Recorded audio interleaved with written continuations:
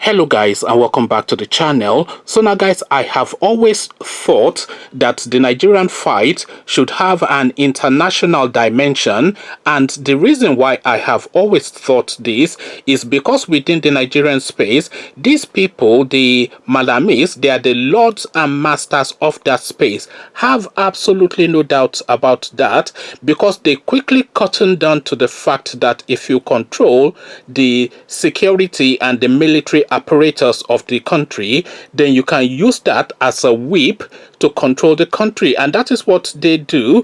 Operation Python Dance and all that, Showore and everybody else. So you all know this has been happening since the Awolowo days, by the way. So this is not a new thing. They have that strategy and they use that strategy to lock the country down. But then of course Nigeria is not an island. It is part of an international community and it cannot operate in isolation. So that is why I have always thought that the Nigerian fight, the argument to rescue the country from the clutches of the Malami cabals, has to have an international dimension for it to be effective. Guys, I bring you this. Over 8,000 people signed Reno Omokri's petition asking the EU and the UK to bar Governor Rufai. So now Reno Omokri, of course, I am no fan of this guy. He's just a loudmouth as far as I am concerned.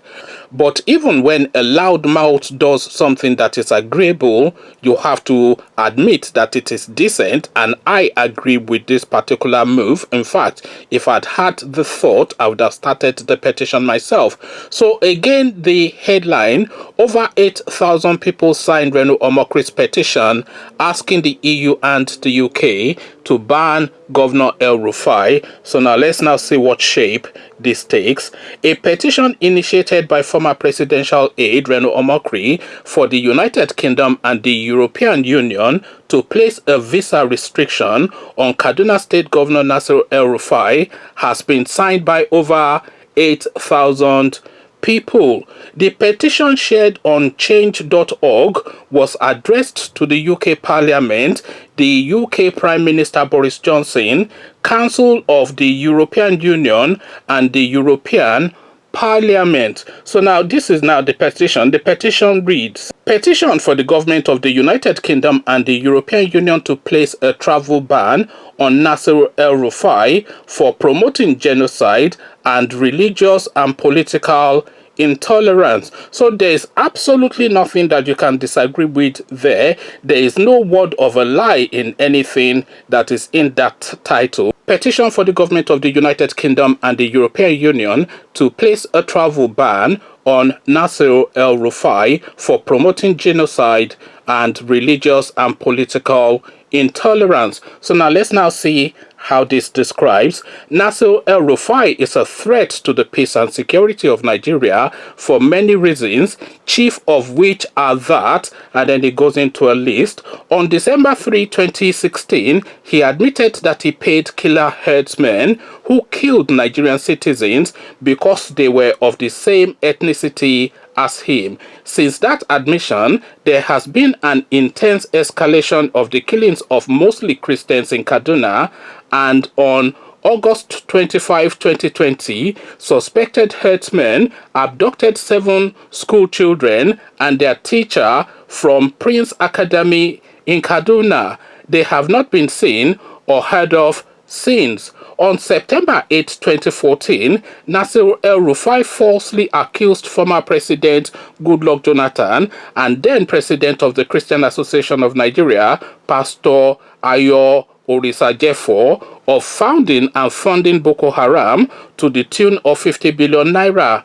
On January 27, 2013, he insulted the Lord Jesus on Twitter. On February 6, 2019, he threatened foreign observers, including observers from the EU and the UK, with death, warning that they would return in body bags should they intervene in Nigeria. On July 15, 2012, Nasir El-Rufai said, and I quote, "We will write this for all to read. Anyone, soldier or not, that kills the Fulani takes a loan repayable one day, no matter how long it takes. This threat has been carried out in southern Kaduna, where there is an ongoing genocide of Christians under El Rufai's watch. On August 23rd, 2019, he charged the Anglican Bishop of Zaria province of Kaduna, Abiodun Ogunyemi, for defamation.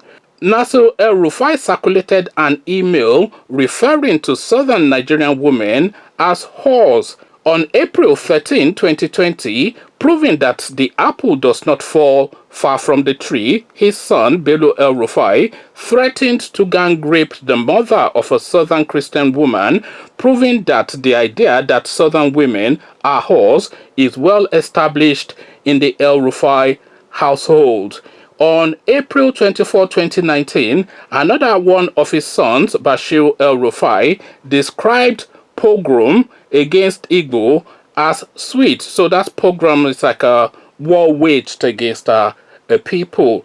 It is for this reason that Nigerian citizens call on the government of the United Kingdom and the European Union presidency to follow the lead of the United States and place a visa ban on Nasir El-Rufai, who is scheming to become Nigeria's president to prevent a Rwanda-style genocide in Nigeria. As at the time of filing this report, 8,896 people have signed the petition. So I, of course, will go to change.org and go append my own consent to that petition, because of course there is no word of a lie in any of the things that this guy has described. In fact, it's just the details of what this guy has said and done. I remember quite vividly when he was saying that anybody that does anything to a Fulani person takes a loan that is repayable even if it takes 1,000 years. So it's like all these threats. I also recall and I referenced that thing that is said to international observers at the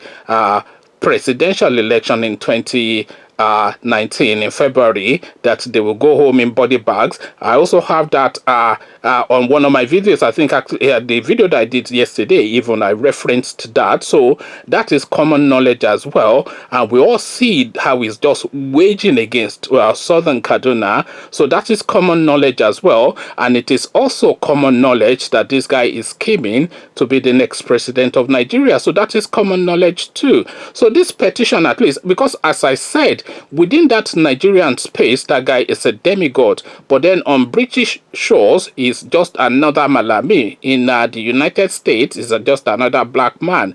In the European Union is just another African. He has no potency outside the shores of Nigeria. That is why I said from the onstart that this fight against these people can only succeed if it has an international dimension, because if you are fighting them from within, they will just continue to mow you down with Operation Python dance, etc., etc. So this is now the position now. Reno Omokri, a thoroughly disagreeable guy. There's nothing that I don't dislike about that guy. He's just a despicable sort of a person. Him along with Fani Kayode, I cannot bear those people. I don't like the cut of their jib. I cannot. They're just not for me. You know, that's not to say they shouldn't be for you, but they're not to my own outlook on life. They are not of my own I don't know, but they're not for me, effectively, is what I am saying.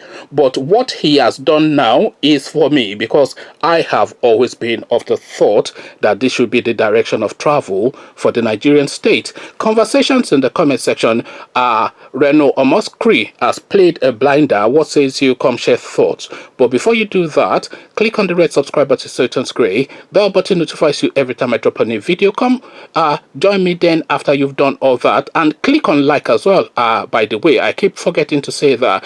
Click on like, because that helps with the YouTube algorithm, that encourages YouTube to promote the video more.